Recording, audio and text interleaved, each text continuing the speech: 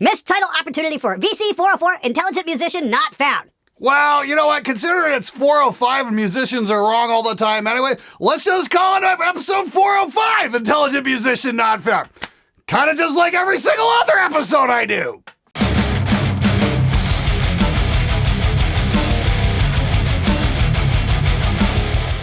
Hey everybody, how's it going? I am having absolutely freaking horrible time right now. I'm just getting over like the worst bout of food poisoning I've ever experienced in my entire life. I went down for the count live Sunday night on my Twitch channel, and it's now Thursday at about 5 in the afternoon, and I'm finally in any kind of shape to actually be able to shoot something. So this will probably be going out Saturday morning. So if you guys were expecting viewers' comments on Friday morning, sorry.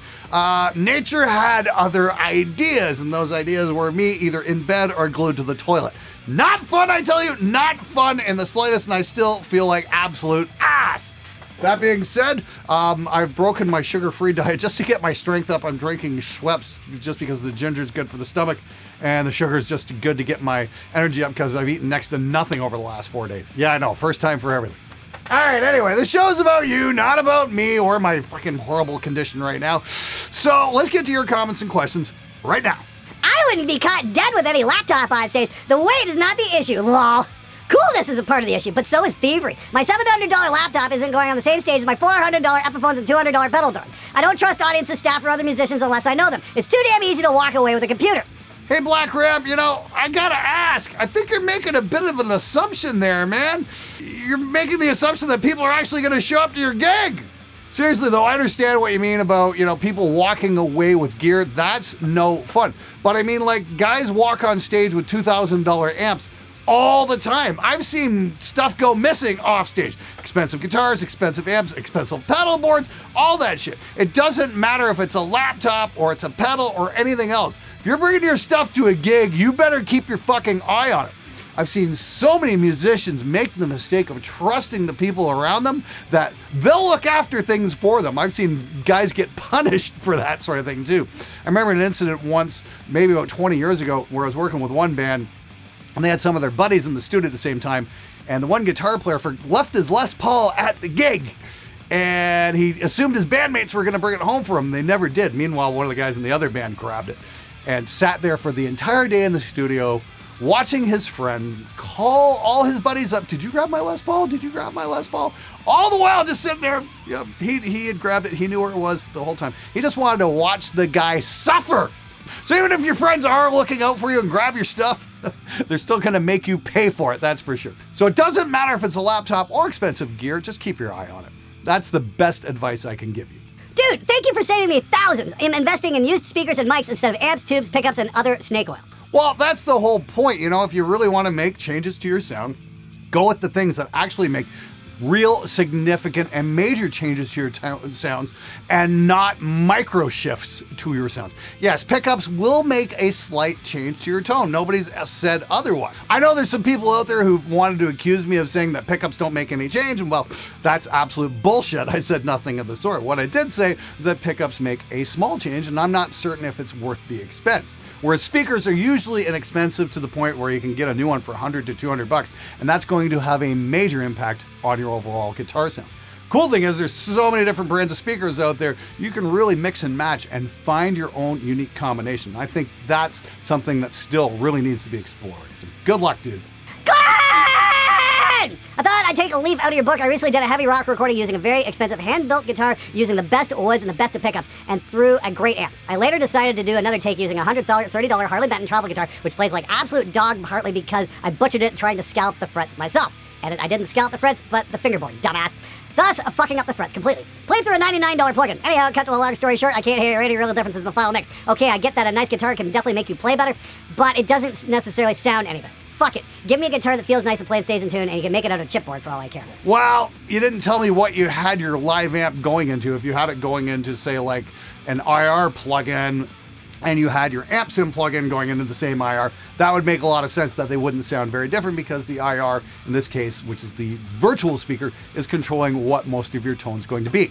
And you're right, though. You can make a guitar out of concrete or chipboard. It doesn't really fucking matter. It's what you like that counts. It's how it feels in your hands. none of it's really going to have any kind of significant impact on your tone because your tone is ultimately governed by the speaker. I'm going to do a major follow-up on that in the next month or so. Just bear with me while I get my shit together on a couple of other fronts. We got some cool stuff happening over at Spectre Digital as well. So keep your eyes peeled for that. But more on that in the future. Stay tuned. And on a related note, check out this quote I saw from Guitar Player magazine. In a lot of cases, cheaper guitars sound as good or better than expensive guitars. Warren Haynes shares some invaluable tips for blues and rock guitarists at every stage of the game. Yes, it's almost like the cheap guitars and the expensive guitars are all going through the same fucking speaker! Wow, it's like a fucking major discovery or something, isn't it? Wow, some guitarists insist on remaining thick as a brick, obtuse, and dumb. Do cables, pickups, string brands, gauges, speakers, speaker type, cabinet size, material construction, on and on affect and change your guitar sound or tone, man? Yes, they do. Glenn has never claimed otherwise, but what he is claiming is that depending on the product category, and after much testing he has done on this channel, the differences are or may be so negligible to non-existent, especially in the high-gain metal context, that the costs involved are likely not worth it. Or, pay attention here, like with speakers, the differences are so stark that in that case, it is worth spending your hard-earned money to achieve a certain sound change. This isn't hard to understand unless you insist on not understanding because of all the money you've already blown on such things and keep telling yourself there's a difference to mollify your regret deep down inside. Michael, couldn't have said it better myself. At least the message is getting through to somebody. You're welcome, by the way. That only took me 20 years to figure out after reading so much bullshit on the internet. Oh, this is going to get you that sound. This is going to get you sound. It's your converters. No, it's this. No, it's your pickups. No, it's the wrong tone wood. No, you start making actual fucking A-B measurements and going back and forth and figuring out what actually makes the real change. It all comes down to, oh, motherfucker, it's the speaker. The one thing that guitar players never actually talk about. Why? Because it's hidden behind a grill cloth and you can't see it. Now, I will say this, the one piece of gear that's helped me in all that research has been this. This is the Signal Art reamp box. This is the Myth Annihilator. If you've got a question about guitar or recording guitar and how it all fits together and you want to make some real measurements and get some consistent results, get yourself one of these. You're never going to regret it. This is the single most valuable tool I have in my recording school. And I'm not being paid to tell you guys this. This is just the absolute truth. This is what I do. I do reamp after reamp after reamp and make A-B comparisons and make the tests and go, oh, wow, that's fucking bullshit. Or, oh, wow, that made a huge difference in the sound. Reamping. This is the key right here, folks. It's not, oh, I played something completely different 2 times. Look at how different the sounds are. Doesn't fucking work that way.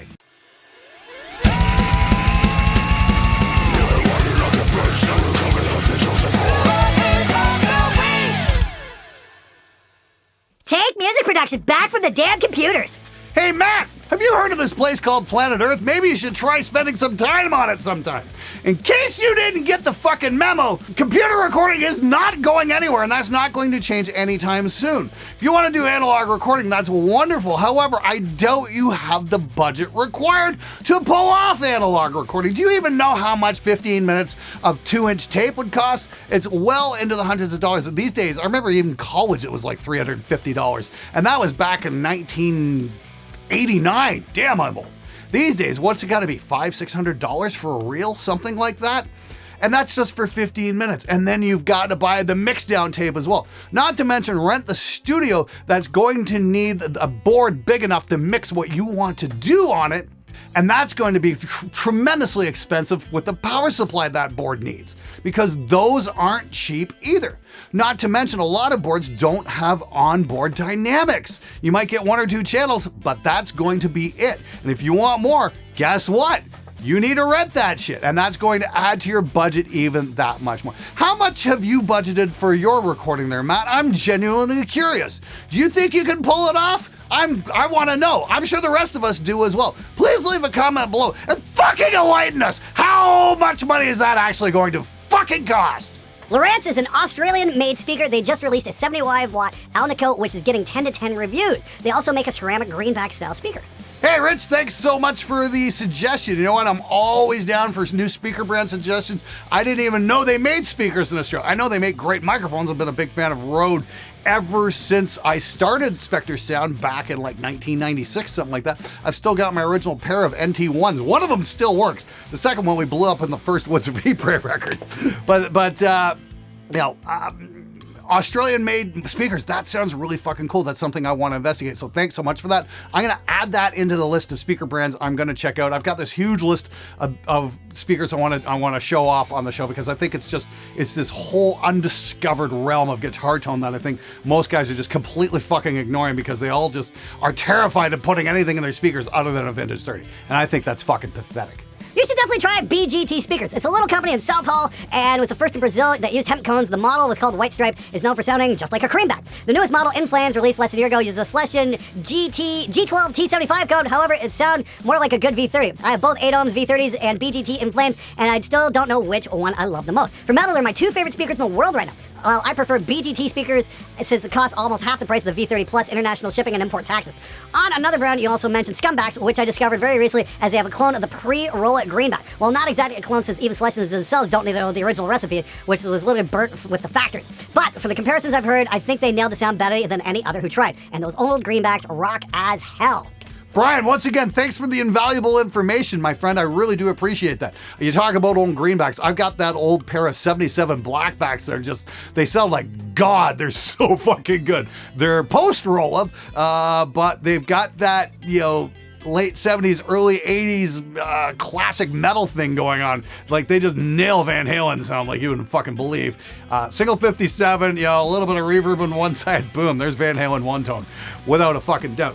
And, that's the thing. The other suggestions you got there, the Brazilian speakers, that sounds really fucking cool. I think I'm going to reach out to that company as well. Hey, if any of the Brazilian fans watch this show and know anybody from that company, what's that, BGT speakers, could you give them a shout for me and tell them I'm interested? I'd love to hear from them and feature them on the show at some point because I think that'd be really fucking cool. Anyway, thanks again for the suggestions, guys. I'm really grateful for that. This is just more cool stuff for me to do reviews on and check out and hopefully show you guys that there's more to offer in the terms of guitar tone other than the venerable vintage 30, even though the new ones are really fucking good. Glad I had to deal with fellow guitarists who didn't understand why speakers are important yesterday. I think I figured out the secret to changing their minds. Him.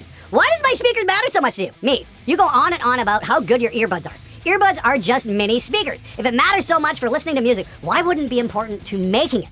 He had nothing left to say and conceded. Cancels his order on a new amp to a set of EVH speakers. Yeah, that's the thing I don't get too. Why so many guitar players are resistant to the idea of upgrading their speakers. It's like, yeah, you go on and on and on about earbuds or headphones or car stereo speakers or home stereo speakers. Ooh, look at these awesome speakers. Look at what these awesome speakers. Hey, what speakers are in your cabinet? I don't know. It just drives me fucking insane. I will say this. I was over at a very famous guitar player's house a couple weeks ago, and I'm not going to mention his name. Brilliant guitar player. He was just getting a beautiful tone out of his amp, and I asked him, hey, what speakers are in that cab? Guess what answer I got? Celestians. Yeah, thanks, dude. I really appreciate that. Maybe a little more detail might be a little more fucking helpful. You ever consider that? Seriously, it's like, why is it when you mention speakers, the guitar player's eyes just fucking glaze over?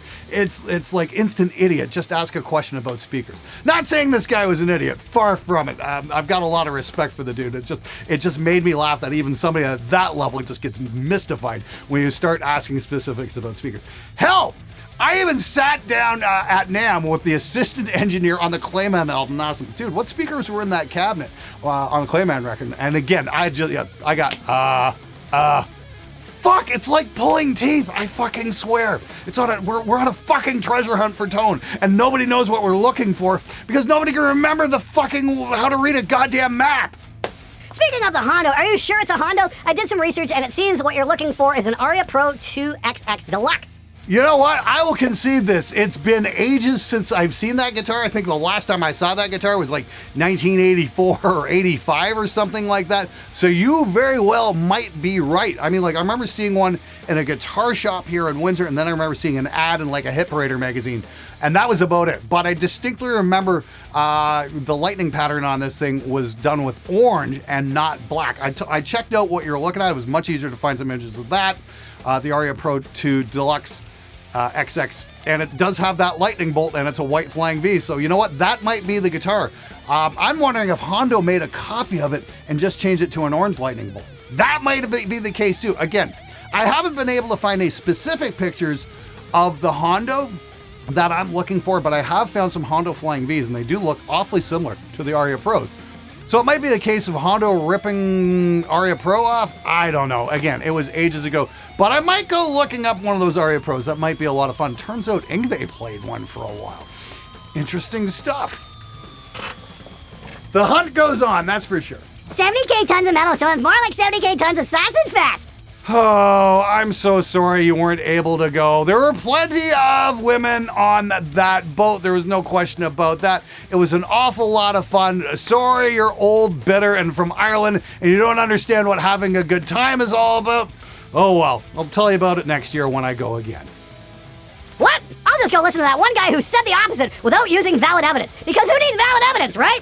Abso-fucking-lutely, Johnny. This is the age of disinformation. Nobody needs to be able to back anything up with any kind of test or anything like that. Tell you what, here's my pledge to you guys. I spent the last couple weeks traveling with a buddy of mine who's a physicist, and he was explaining to me on how I can make my tests better. And the one thing he stressed is that in science is your test results have to be repeatable. And in order to make your test results repeatable for anybody, you have to share your methodology. And I'm thinking that's a great idea. That's fantastic. So what I'm gonna do is I'm gonna show you guys how I make my tests and show you how I did it step by step and how you can repeat those tests. I gotta do a follow-up on the Laney little pedal amp versus the tube amp video that I did. I need to do a reveal on that. I'm probably gonna shoot that tomorrow actually. And I'm gonna show you guys the methodology about how I put that all together and how I got it to work. I can do the same thing for my next couple pickup, shootout videos and speakers and that kind of stuff, just to show you guys what's going on behind the scenes and show you how I work. And hopefully that's going to help you guys conduct your own tests and make them better. So yeah, Johnny, you've got a great point about the whole valid evidence thing. And the only thing I can do is show you guys how I did it. And hopefully that'll add that much more to the legitimacy of what I'm doing. Thanks so much for that. Love the video. And when did you realize pickups don't really affect tone? Genuine question. Hey dude, thanks so much for commenting. It was a total blast having Colin on the show. I'm a huge fan of CS Guitars and the shows he does because he does way harder science than I do. And he winds his own pickups because he's a fucking masochist. Seriously though, massive respect for Colin Scott, great guy.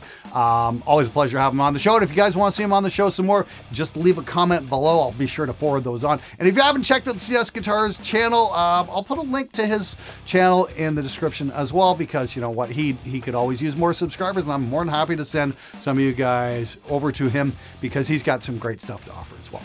As for the whole thing about pickups, I noticed this way back in 1995. Let me show you what I mean. This is my Jackson Performer. I put some EMGs into this back in 1995 because the pickups that this guitar originally shipped with were these shitty Jackson ones that would just hum when you play rests. Like when you'd stop playing, the pickups would just vibrate in the body and hum. It didn't matter what you did. You couldn't get the guitar to stop feeding back. We were talking to my buddy Steve. It's like, Steve, the guy who helped me build the studio eventually. What do I do? He's like, oh, get some EMGs. So we put some EMGs in. Noise problem went away. But did it make any kind of significant shift in tone? No, not really. I'm like, that's weird. The guitar kind of sounds the same. And I kind of put that on the back burner for a while. And, you know, the thing is, we can sit there with guitars in our laps and they will sound very differently acoustically. And that's where the big misconception comes along, is that, you know, we'll play one guitar, it'll sound a certain way, we'll play another guitar. Like, let me show you. Oh yeah, that just sounds lovely. It's been a while since that one's been tuned up, eh? We pick this one. You know, completely different sounds. Oh, must be the pickups. Until you actually listen to fucking playback. And then you go, oh, wow, there's not really that big of a difference in tone. Just remember, guys, there's a huge difference between the tone in your lap and the sound that's coming out of your fucking speakers on recording. And the sound that's coming out of your speakers when we're recording, that's the part that matters, you stupid shits! I always get that comment. Oh, I've got two guitars that sound completely different. I'm like, try making A/B recordings and then listening to them back and you always go, oh, they really don't sound that different after all. Yeah, wow. It's like I'm talking to a fucking brick wall half the time, I swear. Thank you, Glenn. Out of all the countless reviewers I've watched, you provided the proof I needed to go forward with my purchase. I think the biggest difference in the mixes is the air and space of Mix A. I listened to the mixes several times with my eyes open and closed to hear the oral differences between the two, make sure I was hearing the mixes as unbiased and objective as possible. I think you hit the nail on the head when you pointed out that the sweet spot travels with you as you move and are constantly in the optimum position for your mixes tracking through the help of voodoo magic technological ingenuity, giving you the confidence to make EQ positioning choices you may have been hesitant to make in a physical studio space. I look forward to your future comments and observations about the VSX system systems and other products you review. Now, for you guys who are wondering what the hell all that was about, this was about my review on the Slate VSX system. That was a fearless review. In other words, this was self-funded, completely free of any corporate sponsorship or fuckery or anything like that, because I wanted to give you guys the real truth on this. And I'm going to have the reveal coming up next week on this, hopefully. And I got to say, yeah, that was the one thing I really did like about the VSX system, though, is when I was dialing in an amp, I could just, move the sweet spot right next to me. I could get that amp dialed into absolute perfection.